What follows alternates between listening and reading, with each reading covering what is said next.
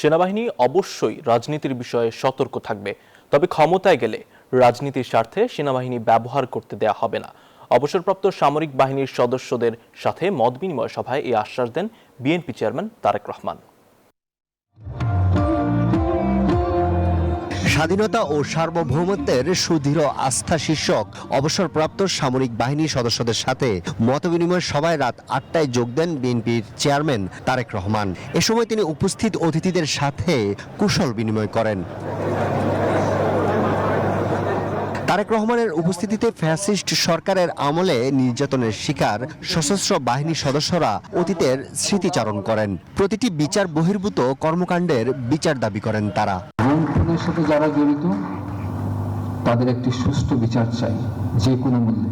BDR হত্যাকাণ্ডের সুষ্ঠু বিচার, রেসপেক্টেবল চেয়ারম্যানের যখন সুযোগ হবে তিনি এসব হত্যার বিচার করবেন। সে নিশ্চিত থাকবে সে শান্তিপূর্ণভাবে তার ঘরে বসতে পারবে।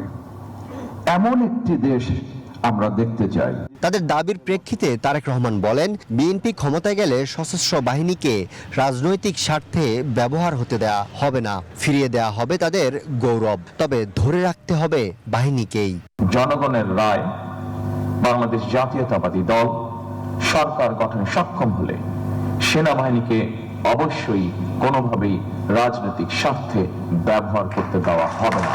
সেনাবাহিনীর নিজেদের সম্মান টানা তৃতীয়বার অর্জন করেছে দেশের সেরা সুপার ব্র্যান্ড স্বীকৃতি বসুন্ধরা টিস্যু এবং মর্যাদা সম্পর্কে নিজেদেরকে সতর্ক এবং সচেতন থাকতে হবে। বলেন, বিএনপি সরকার গঠন করতে পারলে সাবেক ও বর্তমান সশস্ত্র বাহিনী সদস্যদের নিয়ে কমিটি গঠন করা হবে। বিজিবির আগের নাম বিডিআর নামে নামকরণ করা হবে।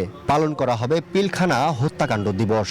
সেনাবাহিনীর সঙ্গে আলোচনা করে বিডিআর পিলখানা সেনা হত্যাযজ্ঞের দিবসটিকে শহীদ সেনা দিবস অথবা সেনা হত্যাযজ্ঞ দিবস অথবা জাতীয় শোক দিবস হিসেবে ঘোষণা করার পরিকল্পনা আমাদের আছে। সশস্ত্র বাহিনীকে ভিন্ন কাজে সংযুক্ত করা হলে মূল লক্ষ্য ব্যাহত হয় বলে মন্তব্য করেন তারেক রহমান। বলেন, এই বিষয়ে সতর্ক থাকবে বিএনপি। ওয়ান র্যাঙ্ক ও ওয়ান পে চালুর পরিকল্পনার কথা জানান তিনি। আপনাদের সঙ্গে মতবিনিময় আরিফুল ইসলাম, নিউজ 24, ঢাকা। কর্মকর্তা এবং